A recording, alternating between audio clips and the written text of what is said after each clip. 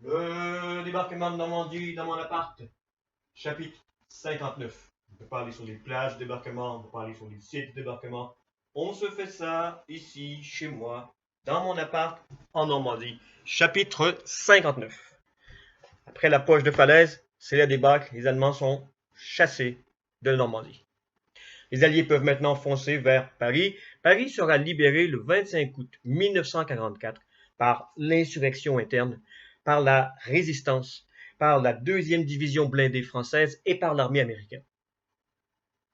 Que laissent derrière elle les armées en Normandie? Eh bien, évidemment, elles laissent beaucoup de morts. Pour les Alliés, on parle d'environ 40 000. Pour les Allemands, le nombre s'élèverait plutôt autour de 100 000. Il faudra 25 cimetières à militaires pour tous ces gens-là.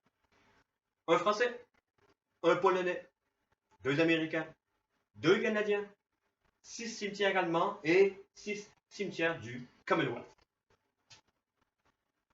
Le plus connu est celui de Colville-sur-Mer, le cimetière américain de Omaha Beach, avec ses presque 10 000 tombes. Le plus grand, c'est le cimetière allemand de Lacombe, avec ses plus de 21 000 tombes, dont 80% n'ont pas 20 ans. Évidemment aussi, les combats et les bombardements vont laisser énormément de morts civiles.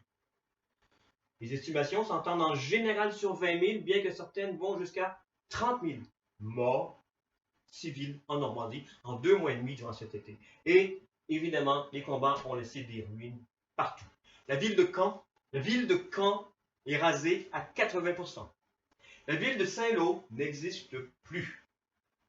Les ports importants comme le Havre, la ville du Havre, devra être reconstruite 1,50 m plus haut sur 1,50 m de ses propres ruines. La Normandie a payé très cher. Après, on a un débarquement aussi en Italie. On a un débarquement en Provence. Le front ouest avance. Les Alliés avancent.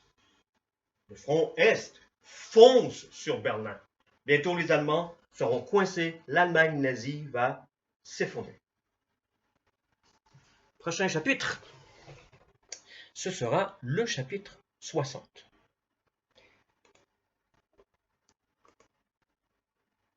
Merci.